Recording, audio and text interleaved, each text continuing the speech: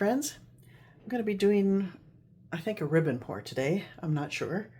But first I have a few paintings to show you. This is the last video I did, was this very dark, dramatic straight pour.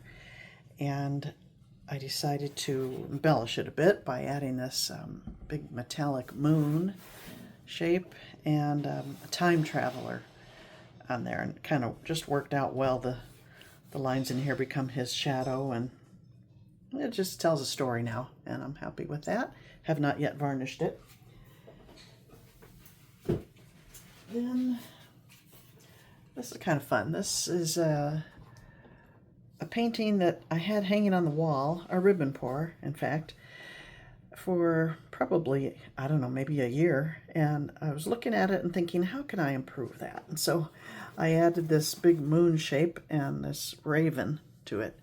And now I think it's much more interesting. And that's that. I have to revarnish it though, but I'm pleased with that. And then lastly, I just wanted to show you how I changed up a chameleon pour.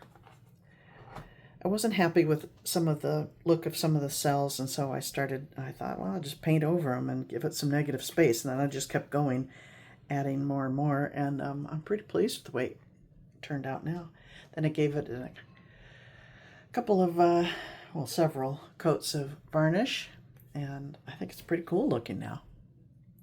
So that's that. Alrighty, now today I was going to do a Dutch pour. So I mixed up my paints. These are Liquitex Basics Fluid Paints. They're not ready to pour paints. You do need to mix them with a medium. And I find if I mix them 4 parts Floetrol to 1 part paint, it's the perfect consistency for Dutch pour. So that's what I was going to do. But I don't feel like doing that right now, so I'm not gonna. I'm gonna do a ribbon pour, I think. So I mixed up some white, and rather than just have a white base coat, I'm going to add a little dollop of every single one of my colors. Just a drop. That is raw sienna.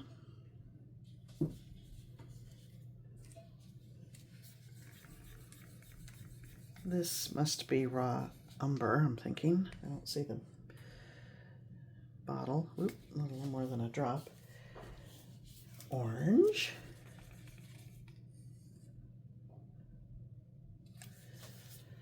Two yellows.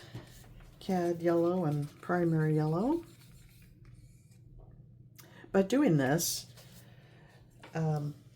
it's going to give me a very neutral background. Might be gray, but I know it'll work with all these colors because they're all in it. I won't bother with that. I mixed up a peach, but I don't have a stick in there, and I already have orange in there. I mixed this color with white. What's this? Sky blue or light blue permanent, and a little bit of the light yellow, primary yellow, to come up with this lovely spring green. It's really fun to mix colors. If you don't do it, you should. This is the aqua green. And this was sap green. No, hooker's green. Hooker's green? Hooker's green, and I added a little phthalo blue to it. It doesn't look much different than the hooker's green. Anyway, that's that. That's all those colors in there. Well, let's mix it up and see what I get. It's probably going to be very white still, because it's mostly white, but it won't be stark white.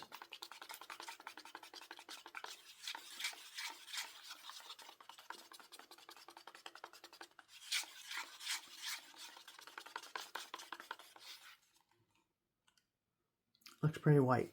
It's got a little I think, a green tinge to it. I mean, you can see, well, here, I'll pour it on the canvas and you'll be able to see.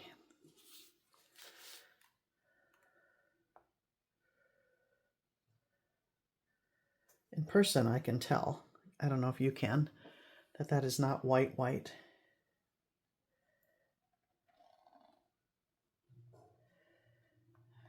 I don't know if that's enough.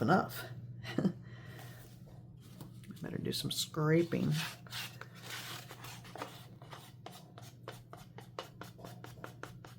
I think it will be, because by the time I add all the ribbons,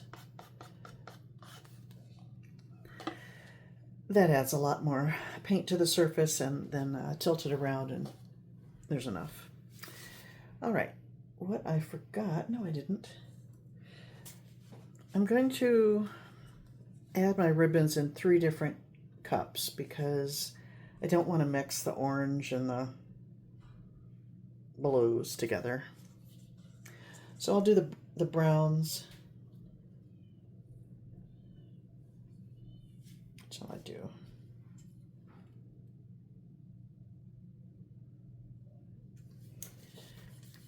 I'm going to mix 3 different cups. Browns, yellows, greens.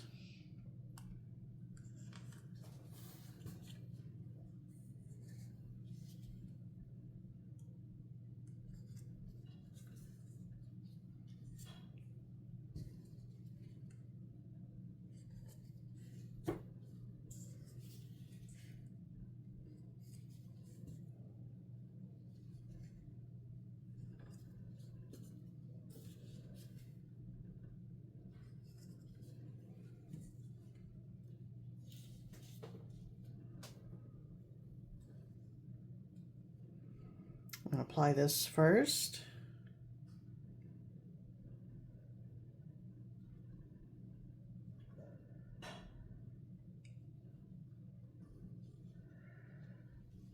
Okay.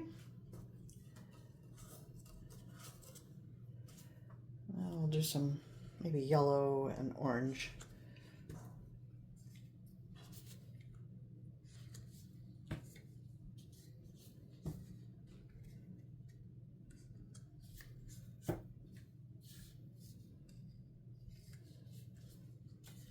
Ooh.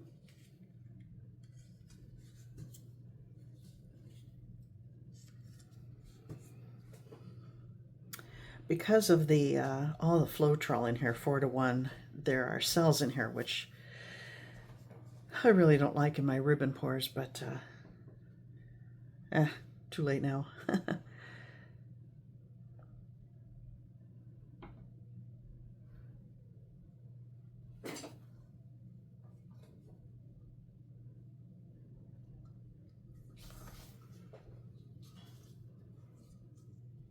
And if I hate this, I'll blow it out.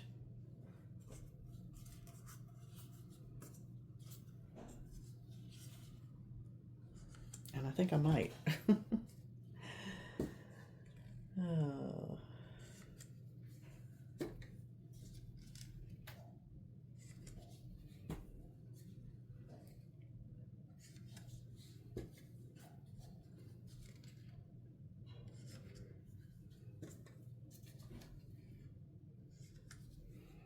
Man, I got plenty of paint here. All right, I better start over here this time.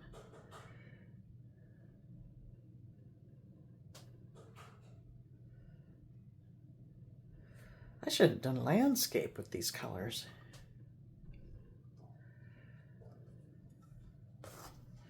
Oh well.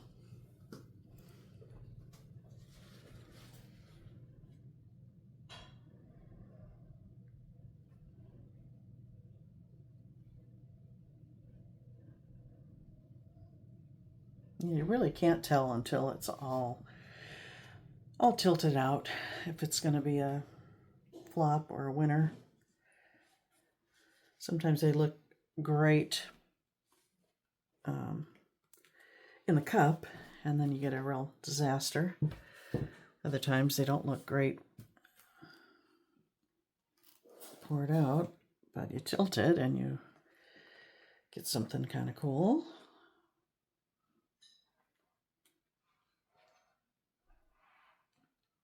I'm not loving that brown. The contrast is good, but I think I gotta run that big old poopy looking thing off. Okay, come back.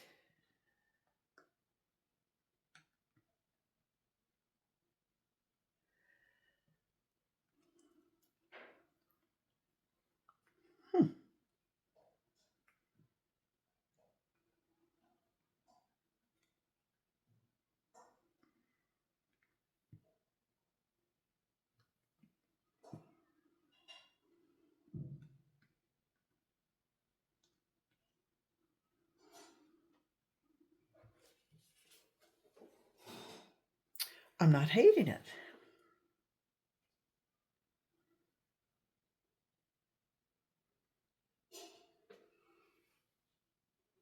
Do I want to add some more? Anything? What's that? That looks like a lump. I'm going to run that off.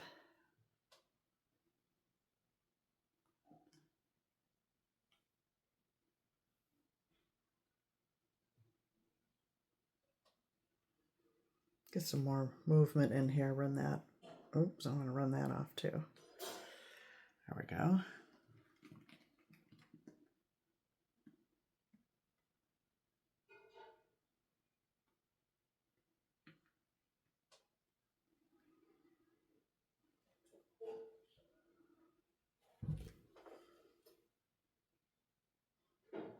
I kind of like it.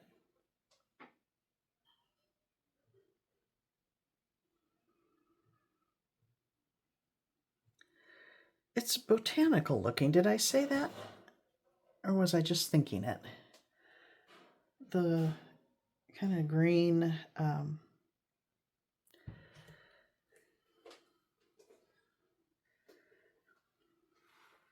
take my gloves off because I'm done.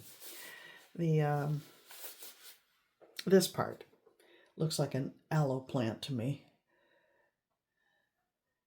And I like the pop of orange next to the green. Those are complementary colors and they just look great next to each other.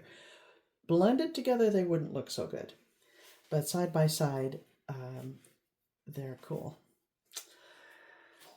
Well, I like the skinny little lines over here. What happens if my torch is just about dead. I mean, it is popping up with a lot of little cells, but that adds texture and some interest to it. Nothing I can do about it, and I'm not unhappy with it. So let me bring you in for a closer look at everything.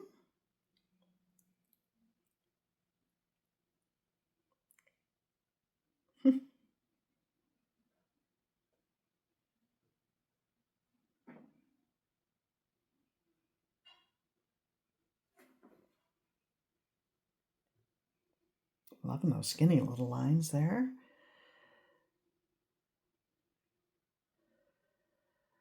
Yeah. Not what I envisioned, but I'm not unhappy with it. I feel like my phone's going to drop into it, so I better stop now. And thank you for watching, my friends. Bye now.